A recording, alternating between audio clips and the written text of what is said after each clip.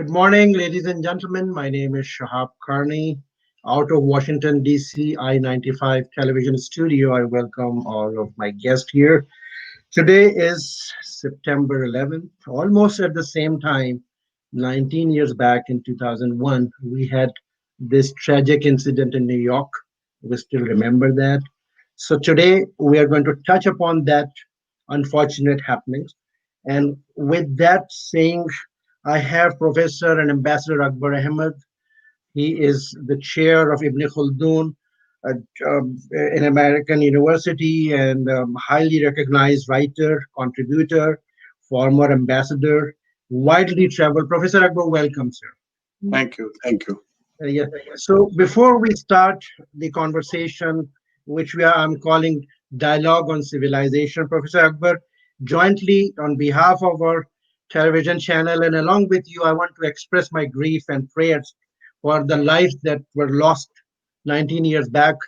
Are you joining me with that? Please, your comments, sir. Yes, it was a tragic day, uh, terrible day, because out of the blue, some 3,000 Americans, innocent Americans, died, and many of them were Muslim.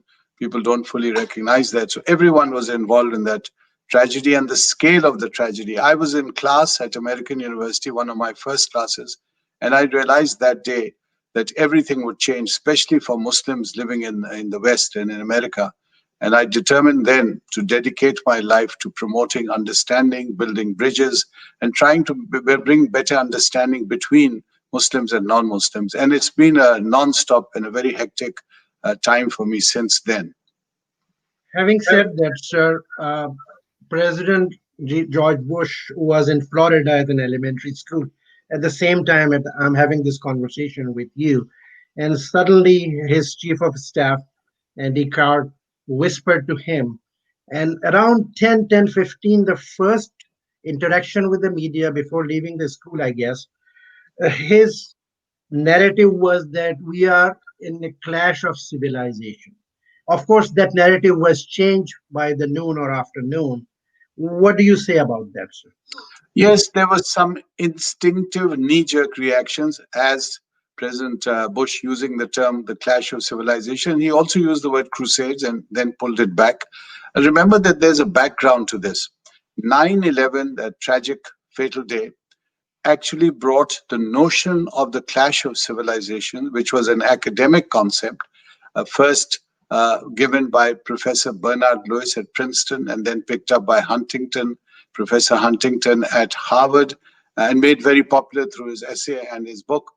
That became the dominant idea after 9/11 because people looked around and asked the people in the media, in the American media especially, what has happened? Why have we been suddenly attacked? Why did this terrible tragedy take place? Why do Muslims hate us? You remember President Bush asked this question many times. Why do they hate us? And the answer to many people, a simplistic answer, not entirely correct answer, was it's a clash of civilizations, because that idea was already in the public domain. That idea then became the dominant idea for the next decades, and even now it remains very strong, that there is a clash, an inherent clash between the West and the world of Islam, uh, and China and India and Russia, and it is in perpetuity until one or the other side wins. Now, it's a very feeble idea, it's a flawed idea, but it has great emotional resonance. And that is why I was working very, very aggressively with the other opposed idea, which was the dialogue of civilizations. And I had the privilege, probably one of the few Muslims, to actually have had dialogue with both Professor Bernard Lewis in public at the National Press Club and again at the World Affairs Council, and with Professor Huntington before he passed away. So ideas from academe came into the public square, became very, very oversimplified, and then they became popular and picked up. And those are very dangerous processes taking place. Professor Akbar, these days, almost after 19 years, we had gone through all the wars and post-war, whatever has happened, we all know history now. Uh, Current administration under the leadership of President Trump, what do you think? Well, he's trying to pull all the forces from that region.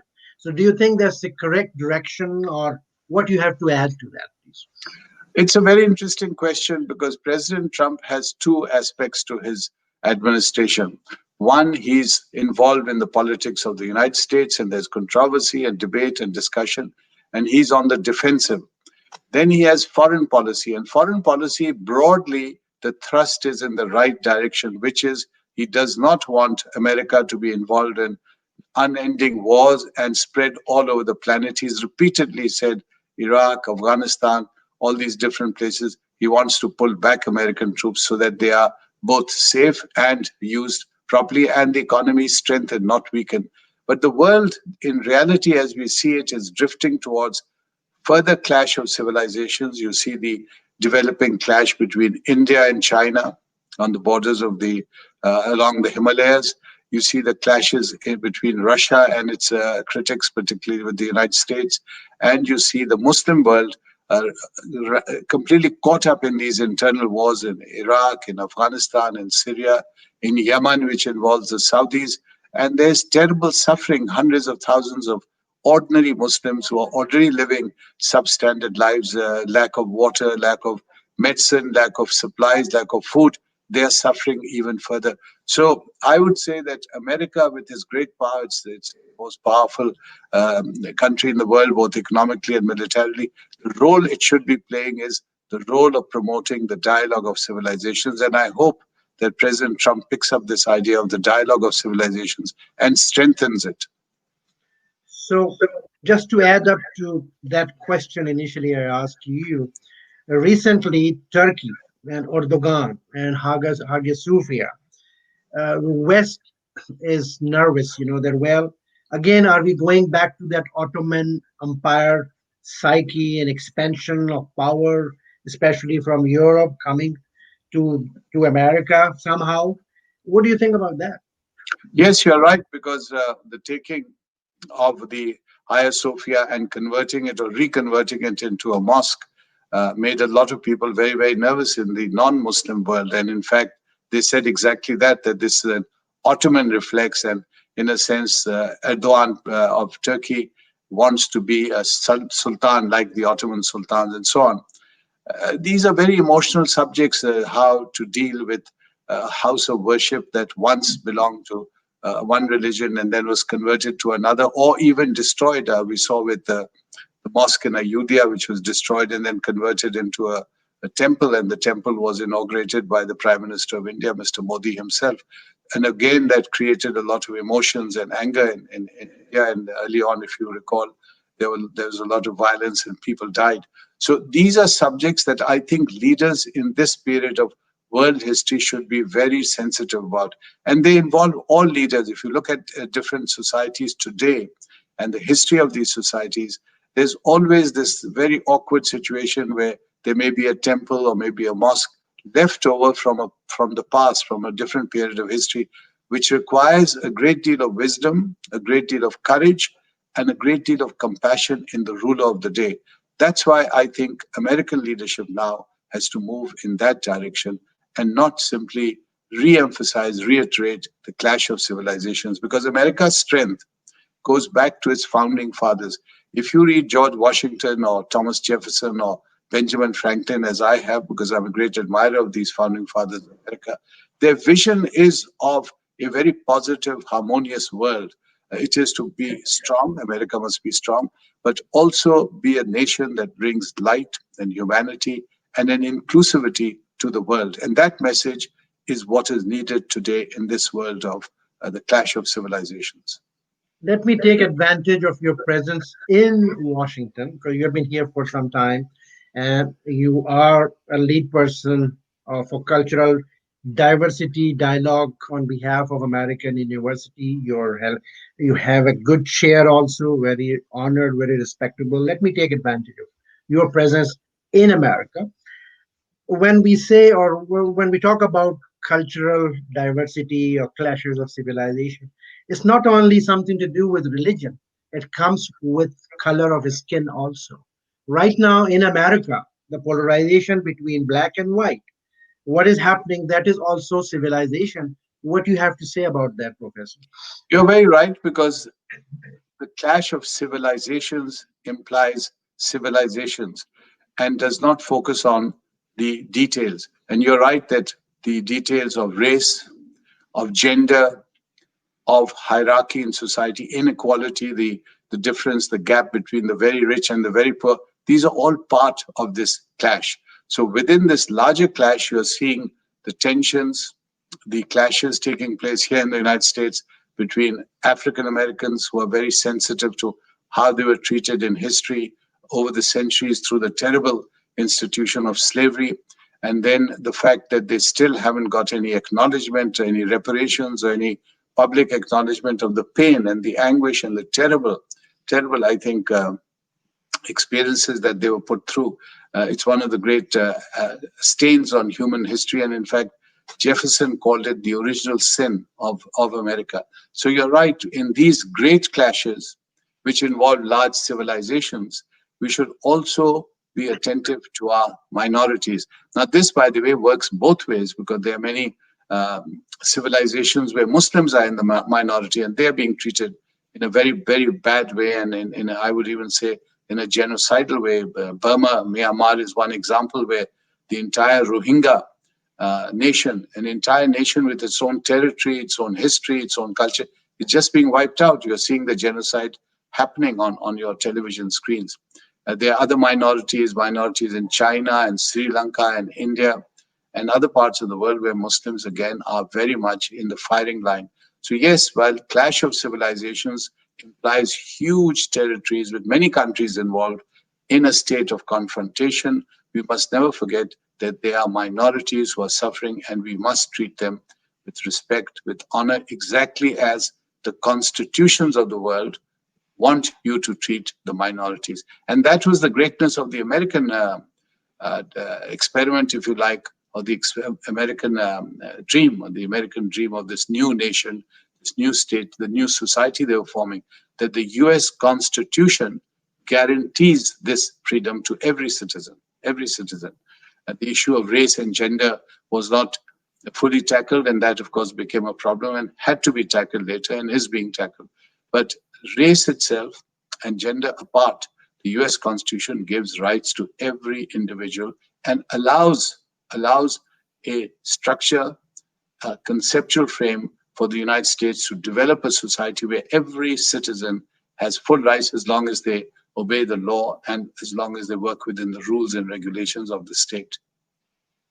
So my other question, Professor Akbar, to you is that immediately after 9/11, another term that we have been hearing globally, global village.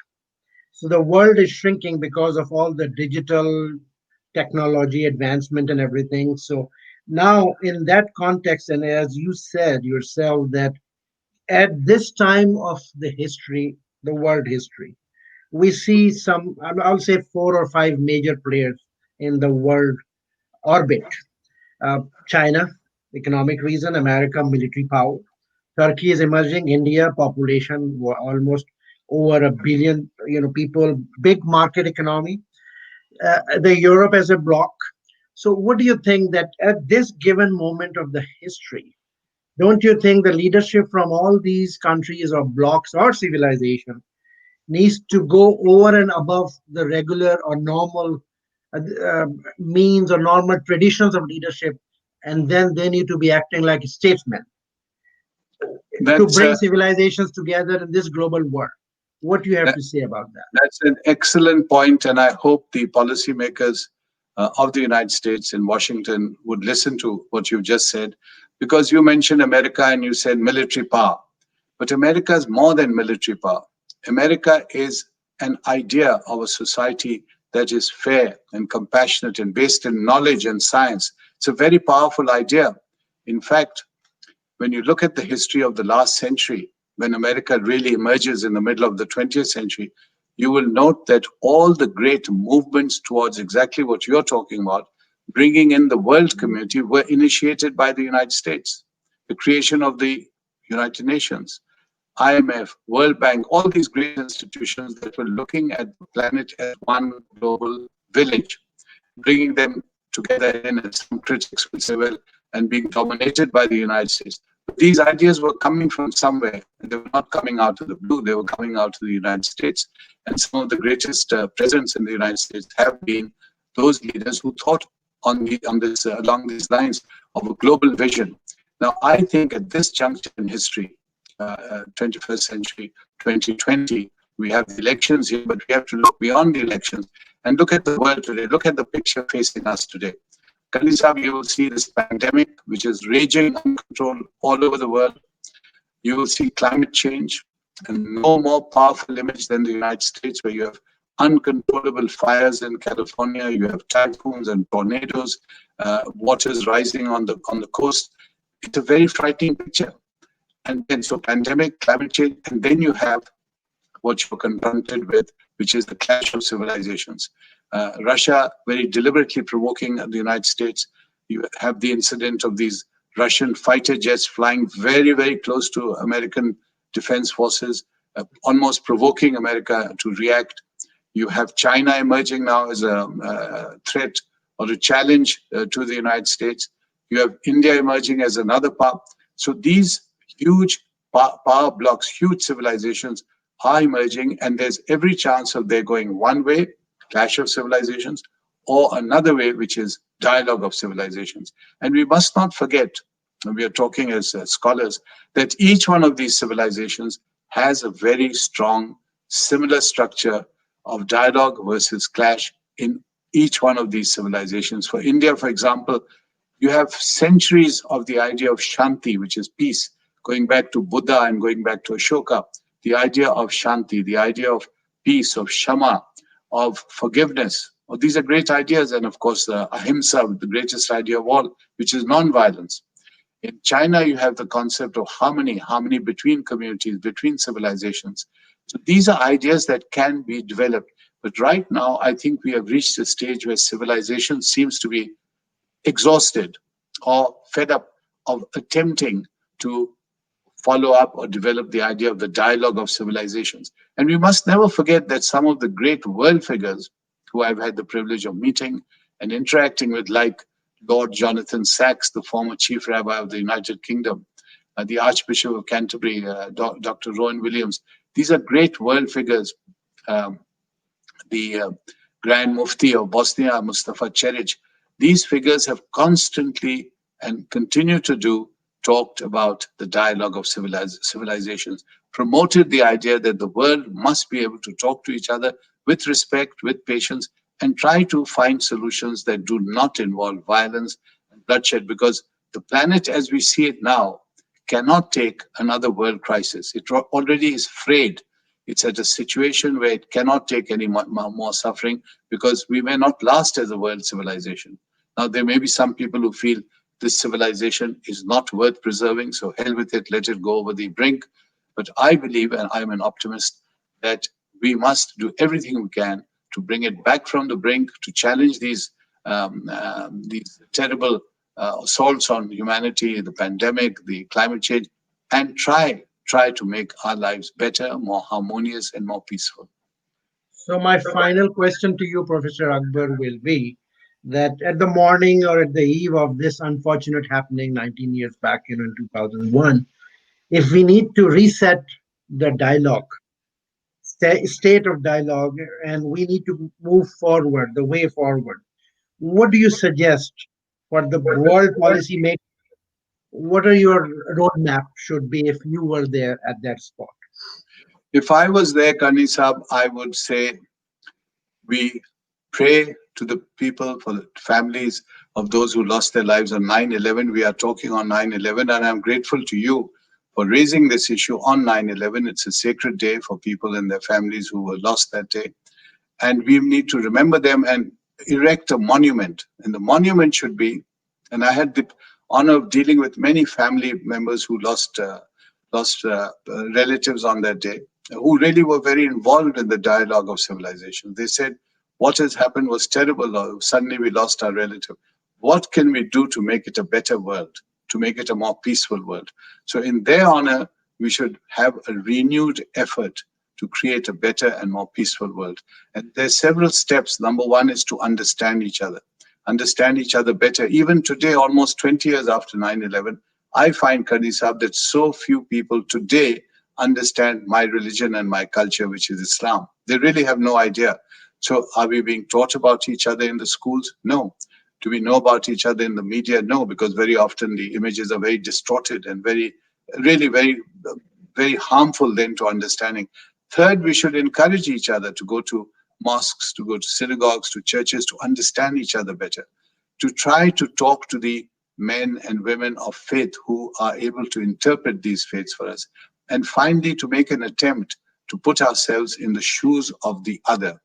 I would like to see how Jews or Christians or Hindus think about me by putting myself in their shoes, which is what I've tried to do. And it's not something very new or original. You may remember the famous American novel To Kill a Mockingbird, and the hero Atticus Finch advises exactly this. He says to understand someone, you need to walk in their shoes for a little while, and then you understand and see the world. And we are not doing that. Even in our part of the world, in South Asia, you see Indians and Pakistanis, even today, and I'm horrified, both are nuclear powers, and there's constant threat. There's constant threat of using nuclear powers.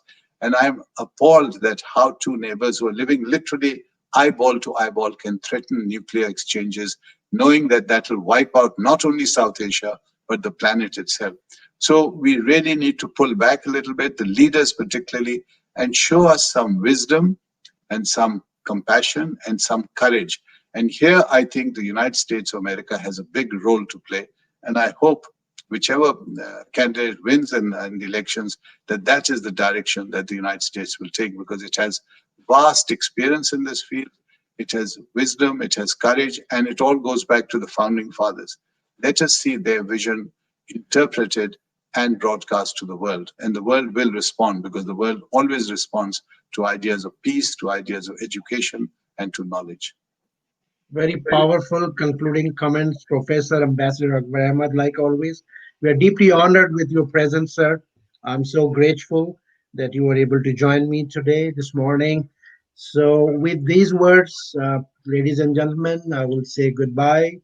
God bless all of you. God bless America. Thank you very much, Professor Akbar Ahmed. Thank you, Kadi Saab. Thank you, sir, for this program and for constantly making an effort to create a more understanding and more peaceful world. Thank you. You're welcome, sir.